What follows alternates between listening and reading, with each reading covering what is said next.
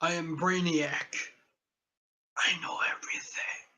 Anyway, no, I don't know everything. I'm not Brainiac.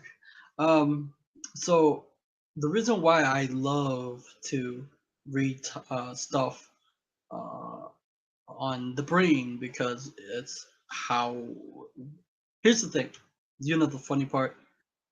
You bring your brain with you 24/7 a day. It's like right there. So the reason why I become fascinated about the brain is we have all this misconception about the brain, and we thought that once you are older, your brain's I don't know. People have weird conception where you won't grow any more brain cells, or I remember I had what had this one lady. I think I told this in my video. If not, I'll say it again.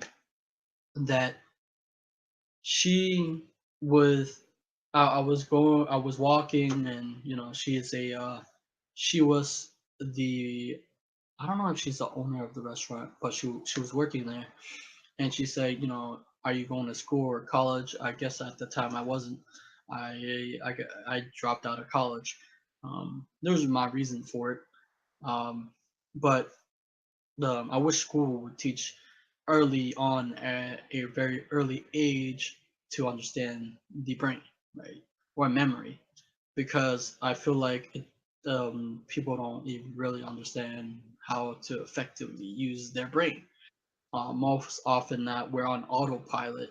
Our thoughts are on autopilots. It on autopilot meaning it's bad. It can be good if you replace it with good habits, but it's bad because when we're on autopilot, this is all our thought of the past, unconscious. Um, uh, See, your world, your your brain is unique. So are you, and you carry your brain with you. So you carry this instrument which interpret your reality, right? It's how you see your world. And whatever your environment, whatever who you associate with, who opinions, it affect your brain and how it interpret your reality, whether it's good or negative, right? But we can change it in an instant. We can not easy because confirmation bias where people go seeking what they know and they're uncomfortable with new information coming in, right? So anyway, the story short is I love his stuff, but I disagree with one part of this book. Usually I would say all books are good, but no, this one it's good to help people, but it's I disagree because I guess when you read this type of book, you grow and you have experienced different type of things, and you observe and you hear things, and I'll get to that point later. So back in college, I remember the reason why I got into interested in the brain. I remember I wanted to understand more about the brain. Now I'm going deep. I want to go deeper to understand more of the brain because I'm not a psychologist nor a brain expert. Because I mean, there's so much more that you can learn about the brain. It's fascinating to me anyway, because once we understand our brain, we can understand why what we do, and why people do the things that they do. It's really interesting how your perception is caused by this. Your perception, it's eh, your perception or how you behave, how you act towards the world or people is caused by your brain. And once you understand and unlock the unique aspect of your brain, you can actually affect certain change in your brain. They said that you can physically change your brain. Let's say you haven't, you're afraid to learn let's say a new skill. You're afraid to learn the piano. So you don't have any memorization or any brain cells to do it. So first time you play the piano, you feel awkward and all that stuff. I don't know. I'm just using an example. I don't know about piano. Oh well, great example. Well, never mind. And then once you get good at playing the piano, your brain cells and all the stuff start to grow and become better and better. That there was I went into a counselor one day, and I was at college, and she gave me this book, which opened new doors for me to understand the brain. And those words say you need repetition to input new information and to create new to make it's a right it's I always use it to make your when you use repetition and make your neurons become strong, because nobody actually teaches us about the moment that people regurgitate or try to finish the exam. They will forget because it's only for short term. They only study for short term memory. They haven't um, if you use knowledge or idea in action, you remember more than just memorizing. I think that's memorizing is good, but once you do hands-on, you remember much more. So this book, it talked about imagination, mind mapping, um, about it. I guess I should read that. So the good thing about magic, so there's good and bad about imagination, because I wanted to be able to uh, view at this. I love imagination more than most people would ever think. I would like try to imagine my world fantasy. I would imagine I would have superpowers. I would imagine time travel, right? I would love and of course, if you say I don't like imagination, I love to be able to imagine drawing. Let's say if I have let's say a random circle. Let's say I draw a random circle. I would try to imagine um, how to make it more creative or look different or look like a different animal you never see before. That's imagination. But to say imagination is all be all end all, that's not really. People aren't grounded.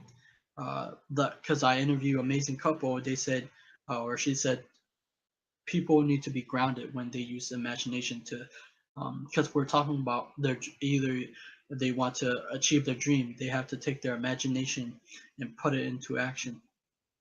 The core memory principle, imagination and associations are the foundation stones on which memory techniques are based. The more effectively you can use them by means of key memory devices such as words, numbers, and image, the more supercharged, effective your mind and your memory will be. Sense and sensibility. The more, no, yeah, the more you visualize, hear, taste, and smell, feel, or sense the thing that you're trying to recall, the better you will reinforce your ability to remember and be able to call to the mind information when you need it. Everything you experience, everything you learn, and everything you enjoy is delivered to your brain via your sense. That is vision, hearings, taste, touch, and spiral awareness of your body and moment known as kinesthesia. The more sensitive you become to the information that the sense receive, the better you will be able to remember. The great natural mesmerizer and the great mnemonist developed I can exceptional sensitive in each of their sense, then blend these sense to produce enhanced recall. Whenever association, when you wish to memorize, make sure that you associate or link to something stable in your mental environment, just as the PEG system 1 equal 1. If you ground your image in reality by associating with something that is familiar, you will anchor them in a location. You will be able to remember the information more easily. Associating works by linking or pegging information to another information, just as using numbers, symbols, or other uh, patterns. And he have mind mapping. Uh, and I will explain mind mapping later. Imagination, this is where I disagree. Einstein said imagine, well, not the Einstein part, but Einstein said imagination is more important than knowledge. For knowledge, it's limited. Now, most people would get angry, but I would this one. Where imagination embraced the entire world, similarly progress, giving birth to evolution. Your imagination has no limit. It balances, it stimulates your sense and therefore your brain. Having an unlimited imagination make you open to new experience and less inclined to hold yourself back from learning new things. Now, I do agree with imagination is unlimited, but to say knowledge is limited. Like we have knowledge in our fingertip. We can just search up anything that we want to learn, any skills, any knowledge, anything, tutorials, YouTube videos, how to learn amazing things, right? And the reason why I disagree with that passage is so oftentimes people use their imagination, but into a degree they are stuck in that type of world. If we say imagination is huge, then we should be able to get rid of what we are familiar with, because imagination allows us to explore the unknown. But so oftentimes we use our imagination to our detriment. To we use our imagination of what we are familiar with, right? But we don't use imagination to break free of the limitation that we have in ourselves, because this thing that we have are a tool of how you this tool right here, this thing that you carry around, is how you use it in your daily life. It's how you interact with your world. And if we learn how to be more um, open, it's like this: people don't like cartoons or anime, right? um, I like anime. Why? Why do I like anime and why most people don't? Because as adults, people become jaded by information that they have, whether by a person or opinion. People become jaded. They dislike anime. I grew up. If you don't know what anime is, it's a Japanese cartoon, but it's much more. It's more action based and it's more awesome. Well, in my opinion. Um, and it has a storyline too. Um, but anime lets you explore the realm of possibility, right? Like we all hear what uh, Bleach, Naruto, One Piece, or let's say Power Ranger or whatever. It lets you imagine, right, a bigger possibility. Movies, Transformers, because I'm trying to think of much more bigger to enhance the experience of imagination. Like I can create imagination. Let's say it's dark right now. There's something in my closet. So yeah, anime, or I can imagine myself. Um, it's dark and there's something in the closet, but I'm using imagination and I'm making it big and really bright, like a monster in my closet. Oh my god, there's a monster in my closet! Ah! I hear ghosts. I hear everything. God, I'm using my imagination. Now I'm imagining there's aliens talking to me, or I'm bringing the dead back and rise, where I can use my imagination. Because sometimes let me tell you a story that I use imagination for. It's kind of scary. I want to see it happen, but let's talk about imagination. So, uh, usually, if you go see in scary movies or something, I remember I would want to create imagination with.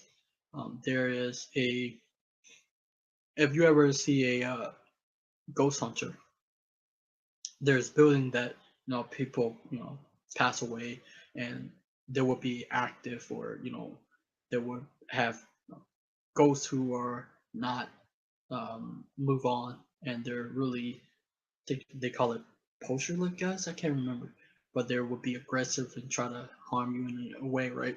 So I would imagine myself with people. We would go into this building, which with active, uh, powerful ghosts, whatever. And now most people don't believe in ghosts, but there's spiritual stuff, whatever. Anyway, I would go in there. We would go in there with like trailer truck. We would go in there and we would set in them like kind of like there's the wall and there's we would set in the middle. So there's like um how you said like where ghosts can come near to the trailer truck and try to, because it would be scary. I guess I have this weird thing about like being scared by really evil ghosts, but I don't want to happen. But I'm using that my imagination. I'm using my imagination when I try to remember the past. Right. It's still a memory, but I'm still using my imagination to recall my memory to the to resurface it. That's a recall. So I tell kids because I have to redo this again.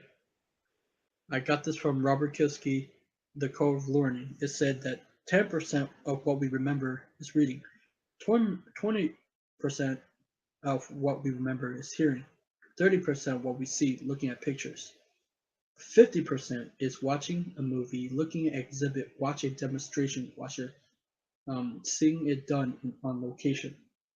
This is passive. You have active. Active is 70% of what we say, giving a talk, participation in the discussion.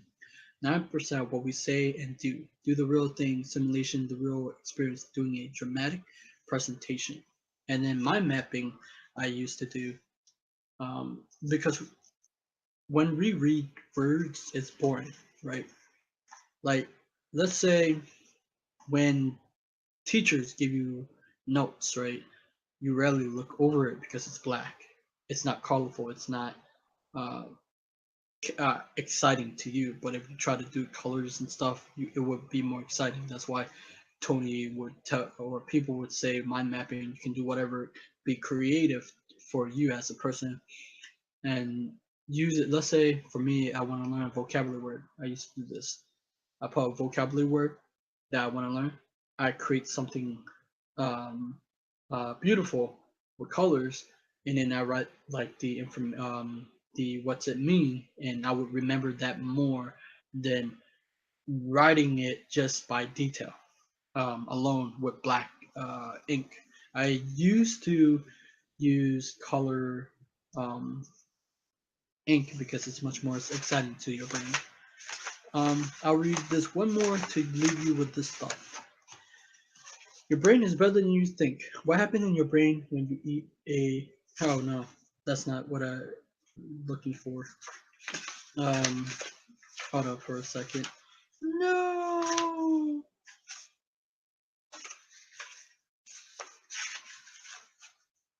Should edit this up.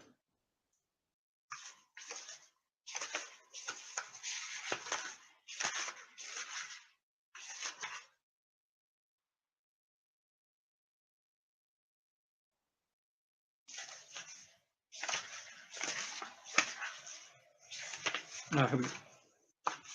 I'm editing that up. Get inside your head. Your brain is a massive consisting of 78% water, 10% fat, and around 8% protein. It weighs around 1.50 kilos, and it looks rather like a walnut. It also represents roughly 2% of your total body weight, but consume 20% of your calories. The more you think, the more calories you burn. Usually they said the more you read, the more you burn. Divided into two parts, the left and the right hemisphere, the soft mass of the cerebral cortex represents 80% of the total weight of your brain.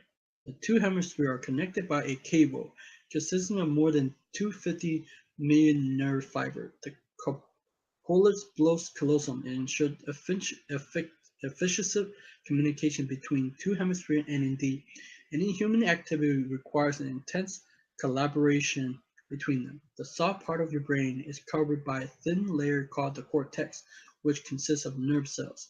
In this layer, which is no thicker than 3 human hairs, are located most of your cerebral processes, thinking, memory, speeches, and muscular movement. From the moment you were born, both hemispheres start to specialize, with tasks being divided between them. This is called the lateralization process. So once we get a hold of understanding how to use our brain effectively, like how to remember effectively, because I reread this, it talked about once we learn something new, we have to review it over again to create um, to lock it in into our brain. But more than that, um, subscribe to my channel, like my video, because I will do more book reviews on these type of books and on because I want to go deep to understanding our psychology, our mind, and how we operate. Because this thing we use to operate the world around us. We we use this thing to interpret the meaning behind every event, everything that is happening to us, everything that is happening to other people. We interpret how this thing is affected by in external um, uh, stimulus. They call it stimuli, or I don't know, stimulus coming in. That's the news, the people, or however it's coming in. It's alternating our world perception, how we do things in this world. So we gotta understand this thing right here, right? And anyway, I'll see you next time. Bye bye.